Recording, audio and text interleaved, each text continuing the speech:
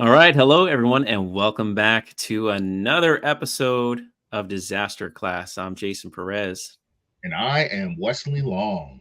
And Wesley, so today, on today's episode, we're going to be talking about school safety, Yep. school security. Yeah. As you know, there's a lot of threats facing schools nowadays. So we're going to talk to a subject matter expert Mhm. on school safety. So Yep. all that and more coming up on this episode of Disaster Class.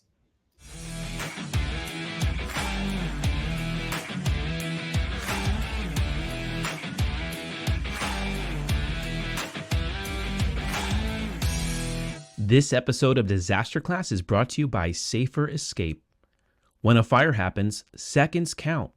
The Modum retractable fire escape ladder was designed with safety in mind and is always ready when you need it most. It's easy to use, affordable, and dependable. Don't leave your family's safety to chance. Visit saferescape.com to get a free quote and free shipping off your first order when you mention Disaster Class. Visit saferescape.com today or call 725-2ESCAPE.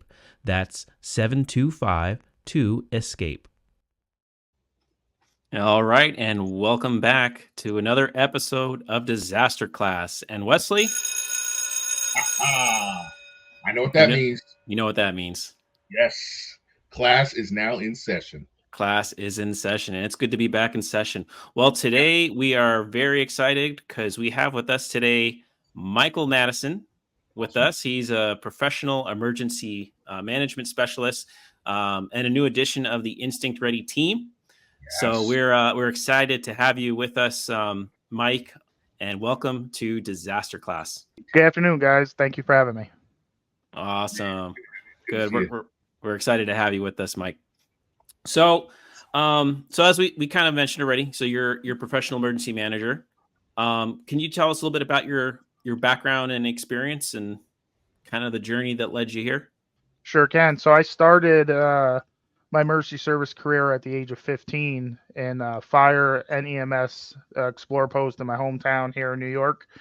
And from there, I just continued on. Ended up joining the military at 17 years old, and then I retired from the military. And my final stint was NCOIC, or supervisor of a medical section for the Homeland Response Force, which supports local communities with disaster response and things of that nature. And in between there, I also went to work for a local law enforcement agency and worked my way up through the different angles of doing that stuff. So I tied it all together in emergency management. Currently work for a local emergency management agency and also work with you guys in Instinct Ready. Awesome, yeah, and we're excited to have you as an amazing addition to the team. So this is I guess an official public welcome to the team. Yes. So we're super excited for that. Absolutely. So you also are an SME or subject matter expert on school safety. Can you tell us a little bit about what that is? What that is there? Yeah, so I'm a subject matter expert through REMS TA.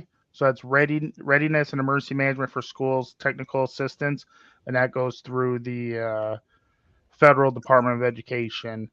They're the ones that kind of spearhead that to work with them and all stakeholders to put out safety security aspects for schools and Department of Education. Anybody that wants to learn about that type of stuff. And that's really cool. So, with that and with your experience with that, Michael, what are some of the biggest challenges facing schools these days, do you think? So one of the biggest challenges, or the biggest challenge that we have been seeing lately, is bullying and harassment. Mm, So we hear about active shooters and all these other things going on, but that's a very small portion of it. Very important to train for, drill for, be ready for, but bullying and harassment on the cyber physical or even the verbal side is one of the biggest challenges that are being seen in the schools, currently and for some time. Um, there's also the school climate and culture. So how everything, the positive settings, how things are done within the school, if there's consistency or not, and talking about active shooter and things, incidents like that. Multiple disciplinary threat assessment teams is also a challenge that a lot of schools are having, and how to get involved in those. Yeah. Yeah, that's huge. So those are some of the major challenges that we're seeing. I mean, even just this past week or two in Ireland, it wasn't a shooting, but it was a stabbing that happened Yep. at a school. Some school children were affected. So with this plethora of issues that schools and school districts are facing, what do you think can be done to address the safety and security concerns? What can schools be actively doing? Right? What are some of the solutions, if you will? So the first solution should be assessing your school. You can either go into your staff, your faculty, your parents, the students themselves, do a quick assessment either by having a questions, a group setting, having a survey go out as through a email distribution or something of that nature, and figuring out what is going on in the school district. What do people want to know more about, what they want to learn more about, and what they could do to assist Hmm. with all those.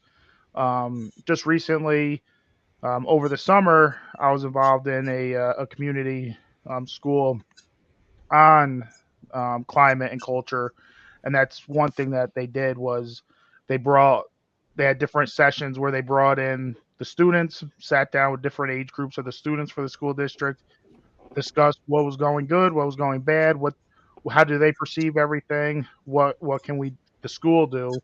I say we, but the school, what could the school do to go ahead and make it a better place for the students? And the same thing was done with the faculty and staff. And then there was a session just for parents Oh, wow. and stakeholders, community stakeholders, the public, and how they could get involved and go about. So that's the biggest thing. Get that right off, the plate, figure out what's going on. And then from there, you could go ahead and dive into how everything else is being done. Huge. Yeah.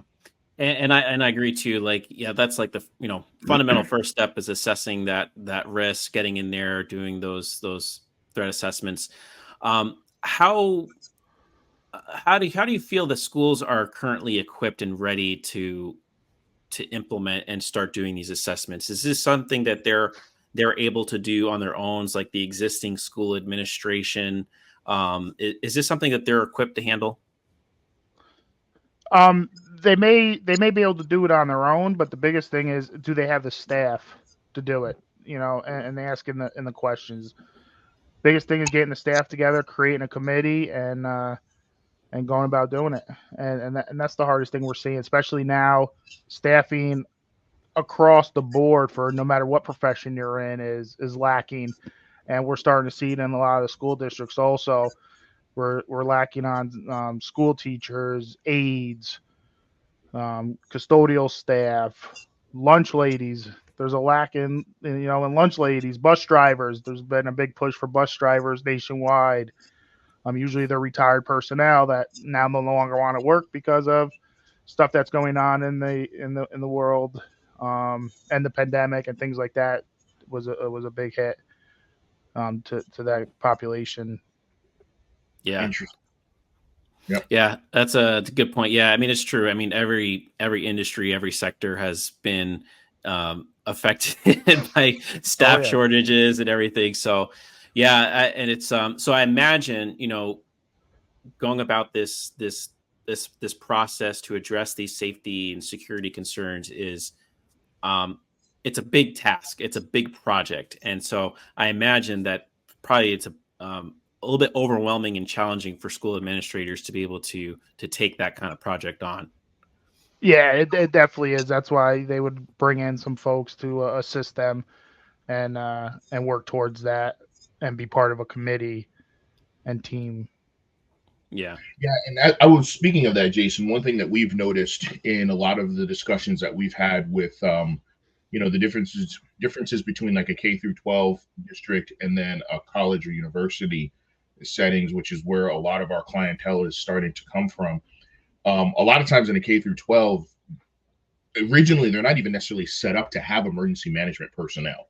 It's Right. almost like that hasn't been added to their faculty to begin with. So to find someone with the skill set and the knowledge to do it might be very difficult because they may not have someone with emergency management background. Whereas when you get to a college and university, usually they have a financial bandwidth for that. They may have a department, they may have one or two individuals, they have an office of emergency management, whereas the K through 12s usually don't. So a lot of times what we have found is there's a huge value in K through 12s reaching out to third party opportunities to help manage that, make their committees more robust, have someone on this third party sit in on the committee to help guide, be part of that discussion, have that emergency management background so that they can affect some of those discussions and decisions and choices that the school districts have to make. So would you feel that that's a pretty good assessment, Michael, of what's going on in the K through 12 sector?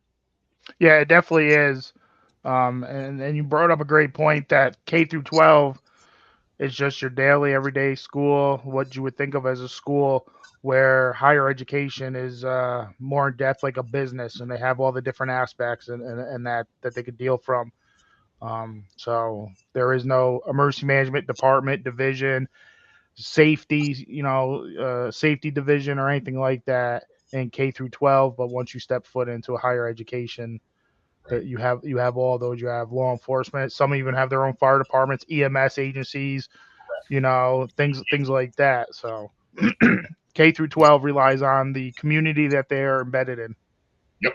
Yeah. Yep. So that's where hopefully the emergency or the instinct ready division of emergency management is going to be able to assist some folks, right? Especially in exactly giving them the competencies of emergency management, that third party observation, right? The objectivity to know what's going on. And then, like you said, even just the bandwidth to actually carry out the logistics of doing the surveys, talking to the faculty, right? Collecting that data, putting those points together to see what choices have to be made, and then coming up with a plan of development, developing a plan so that they can have, some things in place. So, yeah. So that's a nice transition into the next thing we want to talk about. So now, you do work for, you're an emergency manager at a local agency, but now you're also working now with us here at Instinct Ready in our division of emergency management. So one of the things that we're doing is working specifically with schools, K through 12, to be able to help them address some of these concerns. So what are some of the things that you're doing in your role here at Instinct Ready to help increase school safety and security? Some things that I'm doing right now is just trying to get out there and see what's needed in the school districts, all around. I could be able to assist with, along with the rest of Instinct Ready, Department of Mercy or Division of Mercy Management, on all hazard plans, reunification plans, evacuation plans, lockdown drills, lockdown plans, building and plan assessments. Even creating exercises. If there's an exercise that needs to be created for a certain, hazard, then we could get involved in that and go ahead and put the expertise, to go down that way. Drilling is one of the major things that the schools need to do. They need to drill. You can't say it enough, and just have a muscle memory for when something does happen, especially for school safety and security. That muscle memory, if it something happens and they don't know how to react, then that's how we end up with casualties and things of that nature. For years we trained on fire drills, which are now called evacuation drills. They took the fire portion out of it because you could evacuate for any hazard, just not a fire. We do that for years, and the last fire was decades ago. Massive fire, catastrophic fire. Fortunately. And then we also, we did the duck and cover. We all heard the duck and cover. We hear it from our parents and grandparents, but places out west still do it. The Great Shakedown. Every year they have the Great Shakedown out west for the earthquakes, and duck and cover is still being done. So just being able to get out there and drill is very important. So we could assist school districts with that. Yeah. I mean, there's really nothing that the school could come to where we won't be able to assist and try to find some solution for them to get to. It's just we get all the minds together and we come up with a great product, and that's what it is. I think the biggest thing is discussions. We have to have those discussions. So once we have the discussions, we talk about it, and we can get that stuff out there and help everybody. Yeah, that's beautiful. So, Jason, let me ask you this question. And we're going to change we're going to flip it a little bit. So, yeah, I love it. You don't know when curveballs come up. You got to stay sharp, brother. You got to stay sharp. But what Mike was talking about, I was hoping maybe you can talk us through a little bit of what the process that Instinct Ready Division of Emergency Management does with schools. Like, I know, we're not putting anybody on blast or anything, but we actually have, an appointment tomorrow with a school district locally where we're going to be doing basically an intake meeting. So again, if any K through 12 personnel or parents are hearing this and watching this and they're thinking, hey, I hope my school has something like this, what could they look forward to? What would be the process of Instinct Ready's Division of Emergency Management? Yeah, so I think, and Mike kind of spoke to this earlier, right? The first step with anything is performing that initial risk assessment, that threat assessment, right? What we have found sometimes is, a school district or any client, they may come and be like, I need this. Well, performing that thorough risk assessment, maybe that's not exactly what you need. Maybe you need something a little bit else. Maybe your perceived threat is not actually what your biggest threat is. And so sometimes it's going through that thorough risk assessment is going to help uncover what are the priorities, what should we be focusing our time and attention on and addressing first. So that's really, and at least in my opinion, really where it starts and where it begins. And then from there, now we can take what your specific needs are as an organization, and now we can create a custom tailored product for your organization. Yeah, so hopefully, Jason, we'll be able to put some links in the show notes about how organizations and individuals can actually reach out to us to initiate that initial onboarding meeting, because that initial onboarding meeting that you've talked about is so important, right? So we have that either face-to-face if you're local, or we do Zoom. We can do this anywhere in the country. We Zoom, we have that conversation with some of our subject matter experts, our personnel. We have that discussion. We have that intake. We get a thorough understanding of what your needs are. And then it comes in-house to the Division of Emergency Management, where we've got people like Michael Madison, people like Jason Perez. We've got other security experts and personnel, emergency management specialists on our team that then together, we're the little community, we're the community that sits down, figures it out, and then gets back to them and keeps them in good communication every step of the way. So that's just something that we'll try to have in the show notes for everybody so that they can reach out, start having those intake meetings. And we love those intake meetings, even if they go nowhere else, just to have the opportunity to hear what everyone is dealing with, right? It gives us a nice finger on the pulse of what's happening with school districts around the country when we can hear what's going on, like, oh, they're dealing with this in the Northeast, or they're dealing with this in the West, or they're dealing with this in the South. Okay, cool. Start developing some regionalized plans just to assist, because there's really nothing more precious than, especially the kids in the K through 12, right? Yeah. Who we're trying to help. There's no better mission. There's nothing more important than that. So, yeah, that was just one thing, one little curveball I wanted to throw in there, Jason. Yeah, I love it. Yeah. I figured you would enjoy that. You always got to keep me on my toes. That's for sure. Absolutely, man. That's my job. But and this is kind of and it was a good question, because as we kind of always go back to that performing that initial assessment, and maybe Mike, you can speak to this, right? A lot of times people can go in, they could download a little template or something, right? There's tendency for just, well, what's the easiest thing to do? And it's just this custom copy and paste, one size fits all cookie cutter approach. What's the danger in that? What's the danger in that, Mike, would you say? So the danger in those cookie cutter templates is that they're not specific to you. They're specific to what you need, what you want, what you want to get out of the plan. They were, drafted for somebody else. So you just enter your name in there. The Michael Madison School of Knowledge, I throw it in there, and it was actually supposed to be for another school district. It may not have nothing to do with what the Michael Madison School of Knowledge is about. And so when that disaster or that incident happens, you go ahead and you pull that plan, and you're like looking at the plan like, Well, this had nothing to do with me to begin with. I just wanted to check the box to have that plan there. Never exercised it, never even read through it, except typed where it said name of school, and I typed that in and that information. So those are very dangerous. You need to go through and look at the plan. The building safety plan, the district safety plan. Make sure that they go together. When we're talking about school districts, some of the school districts, they're doing things in the elementary school, and this junior senior high school is doing something completely different. Mm-hmm.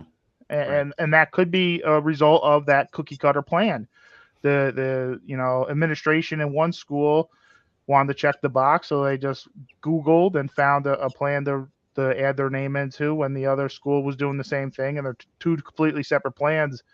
And when a disaster or event happens, they have to react the same and respond to the incident the same, and neither one of them knows what their plan says. So yeah, or that's they don't know what the other plan is, right? We've talked with one of the school districts that we work with in the lower United States. You need to have a comprehensive plan that's cohesive between your entities, right? If you have a plan over in the elementary area and that, okay, we've got a plan. Yeah, but that is going to backfill. Maybe you need buses and resources to move personnel, but that's going to pull from what you could be doing for the middle school or the high school. So you have to have a comprehensive plan. And the one word that came to my mind when you were speaking, Michael, and this is the danger: gaps. We hate gaps in our plan. We hate it when we have a plan for this thing and a plan for this thing, but not a plan for this thing in the middle. There's a gap. And that's the problem when you have a cookie cutter approach. They're just doing generalizations.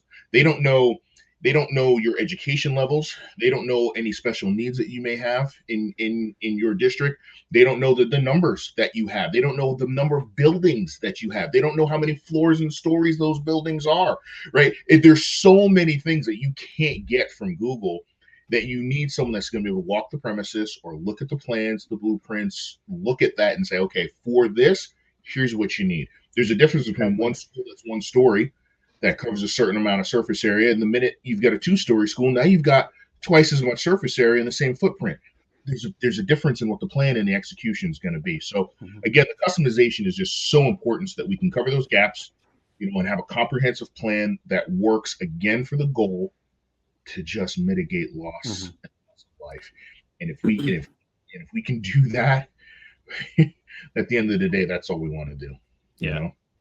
And even not just building types and size, but now even the age group of the children, because the age differences are going to have different capabilities and different needs that need to be accounted for. So there's just so much that goes into it. That's, you can't just next to a body of water. Are you not? Like, there's so many. You can't get that off Google. Right. Yeah. Yeah. I just want to say, I think the Michael Madison School of Knowledge sounds like an awesome. I look forward to graduating from that. I was wondering if I'm enrolled. I would like to. Yeah. I want to tuition be free, guys. School. Tuition free. Oh, sweet. That's fantastic. Oh, that's great. So Mike, one other question I have, because I'm just thinking about the audience of our podcast, right? We have a lot of individuals, families. Maybe they're not in the school administration, or they're in a completely different. But if they have kids, what can parents do, right? We're talking about what school officials need to do as school administrators, but what can parents do to engage school administrators to be more proactive, more safety conscious, because these are their children, we're talking about. So what can the parents do? Yeah, the first thing any parent should do is when their child is in the school, is ask them to see their safety plan. You are a parent. The school is responsible of taking care of your child. Ask them if you could see the safety plan. If not the safety plan, maybe an executive summary of the safety plan, so it doesn't give away all the nooks and crannies and all the intelligence and information that you don't want it to give away, on certain things. But just asking for that will get the minds of the school administration thinking, well, wait a minute, we got parents that are involved, that are thinking this way. So how do we got to step it up for us? Also, attending school board meetings. If you don't attend a school board meeting, you may not know what's going on in the school district. So you may not know that there's an initiative for school safety and security, that you could join and be part of. So, and that brings me to another thing: getting involved in the schools, get involved in school events, book fairs, assemblies, things of that nature. But also your out of school events, your football games, your sporting events, your dances, things of that nature. Get to know the school staff, because they'll talk. The school staff will talk. You know, just like any other profession out there, everybody talks, and there's gripes and complaints, and you'll hear them. And if your school doesn't have a PTA or a PTO, parent teacher association or organization, that might be a way to bring the community more involved. Is creating one of those um, organizations or associations. They each have their own nuances and what you could do and can't do and things like that. So looking into that, getting that involved, or if there is one in existence, just join it and see what it's about, and then just start working towards school safety and security. Just start bringing up questions, whatever you have a question of involving it. Don't be afraid to ask that. Like I said, and we all said, discussion. Discussion is the one the most important thing. If you do not bring it up, somebody else may be thinking it and they may not want to bring it up either. Doesn't get done. But if you got, the big mouth in the room, go ahead, bring it up, and you'll get everybody else's mindset going, and from there it'll just start rolling into a conversation and what else needs to be done, and how we could go about doing it. Yeah, that's awesome. And I'm going to just make a quick little shameless plug, because Jason, you brought up a really good point. With our viewership, the individuals that are watching and listening to our podcast, and it's interesting. You don't necessarily think you're having the type of effect that you might be having when you have a show based like this, right? And we get reached out to all the time. I mean, even Michael Madison, you found us through this show, and we're like, hey, I like what you guys are doing. I know in your local, I want to join forces with you guys. We've had people reach out to us. Jason, you might want to speak a little bit about it, from the state of Texas, and how they viewed the show. So what I'm going to add to that is, let's continue the conversations here, in the show notes, in the comments. Contact us via the social. So if you're a parent and you're listening to this, you're like, man, I never thought about all this stuff that the school should be doing. Talk about it. Send this clip to your administrators. If you've got that relationship and rapport with them, let them know that there are organizations out here that are literally poised to assist school districts so that everybody can win. That's the goal. But let's have these conversations. Let's share these clips, and let's talk these things up. And Jason, again, I don't know if you want to mention a little bit about what happened in the state of Texas when they reached out to us about the podcast, because there's value in that. Yeah, that was pretty cool. I got I think it was like a department head or something. One of the administrators for an emergency management program for a university in Texas reached out to us and wanted to use some of our episodes in their classes teaching new emergency management students. So we actually trying to see if she'll come on and talk a little bit about her program and collaborate that a little bit. But so we do have a lot of different people, but it just goes to show we like it when we get feedback from you too.